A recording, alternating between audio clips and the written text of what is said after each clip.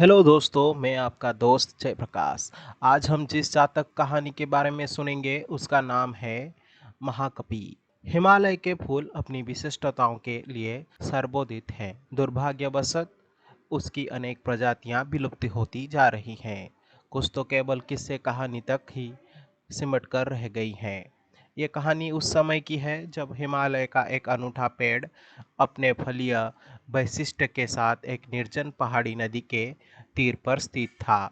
उसके फूल थाईलैंड के कुरियन से भी बड़े, चेरी से भी अधिक रसीले और आम से भी अधिक मीठे होते थे।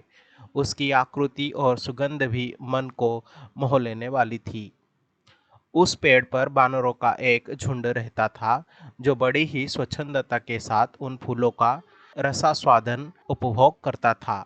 उन बानरों का एक राजा भी था जो अन्य बंदरों की तुलना कई गुना ज़्यादा बड़ा, बलवान, गुणवान, प्रज्ञावान और शीलवान था।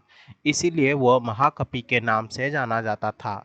अपनी दूरदृष्टि उसने समस्त बानरों को सचेत कर रखा था कि उस वृक्ष का कोई भी फल उन टहनियों पर ना छोड़ा जाए जिनके नीचे नदी बहती हो। उसके अनुगामी बानरों ने भी उसकी बातों का पूरा महत्व दिया, क्योंकि अगर कोई फल नदी में गिरकर और बहकर मनुष्य को प्राप्त होता तो उसका परिणाम बानरों के लिए अत्यंत भयंकर होता।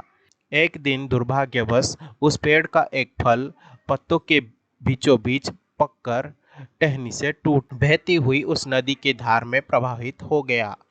उन्हीं दिनों उस देश का राजा अपनी औरतों, दास दासियों तथा के साथ उसी नदी के तीर पर विहार कर रहा था।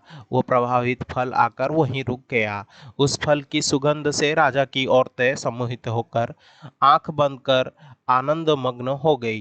राजा भी उस सुगंध से आनंदित हो उठा।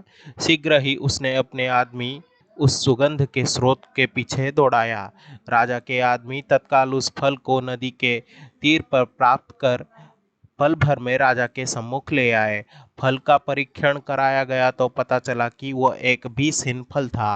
राजा ने जब उस फल का रसास्वादन किया तो उसके हृदय में वैसे फल तथा उसके वृक्ष को प्राप्त करने का तीव्र लालसा जगी। क्षण भर में सिपाहियों ने वैसे फलों पेड़ों को भी ढूंढ लिया, किंतु बानरों के उपस्थित उन्हें वहां रास नहीं आई। तत्काल उन्होंने तीरों से बानरों को मारना प्रारंभ कर दिया। वीर्यवान महाकपि ने तब अपने साथियों को बचाने के लिए कूदते हुए उस पेड़ के निकट ही एक पहाड़ी पर स्थित एक बेंत की लकड़ी को अपने पैरों से फंसाकर, फिर उसी पेड़ की टहनी को अपने दोनों हाथों से पकड़कर लेट अपने साथियों के लिए एक पुल का निर्माण कर लिया। फिर उसने चिल्लाकर कहा अपने साथियों को अपने ऊपर चढ़कर बेतों वाली पहाड़ी पर कूद भाग जाने की आज्ञा दी।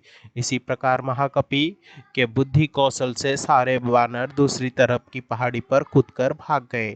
राजा ने महाकपि के त्याग को बड़े गौर से देखा और सहारा।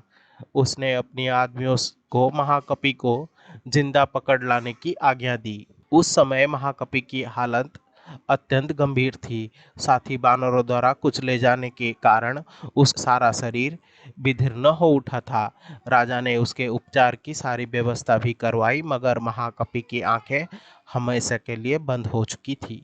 कृपया लाइक करें और मेरे चैनल की सदस्यता लें और वीडियो अपडेट प्राप्त करने के लिए घंटी आइकन पर क्लिक करें।